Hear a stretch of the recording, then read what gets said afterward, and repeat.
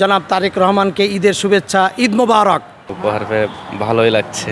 সরকারের পক্ষ থেকে যে আমাদের একটা ঈদের সম্মানী ছিল, আলহামদুলিল্লাহ প্রায় দুই ঘন্টার মতো অপেক্ষা করে আগে ওটা পাইলাম।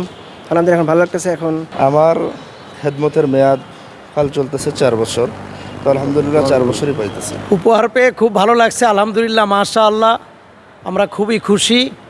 তবে আমরা প্রধানমন্ত্রী জনাব তারেক রহমানের কাছে আশা করি, বাংলাদেশে 2.5 লক্ষের অধিক মসজিদ আছে, এই মসজিদগুলিকে অতি দ্রুত ওই ওনার যে অনুদান, ইমাম 5,000, মুয়াজ্জিন 3,000 এবং খাদেম 2,000, এই অনুদানের যে প্রকল্প, এই প্রকল্পের আওতায় অতি দ্রুত আনার জন্য আমরা বিশেষভাবে আবেদন জানাচ্ছি। আমাদেরকে উপহার দেওয়া হয়েছে ইমামদেরকে 3,000 টাকা আর মুয়াজ্জিন হচ্ছে 1,500 টাকা।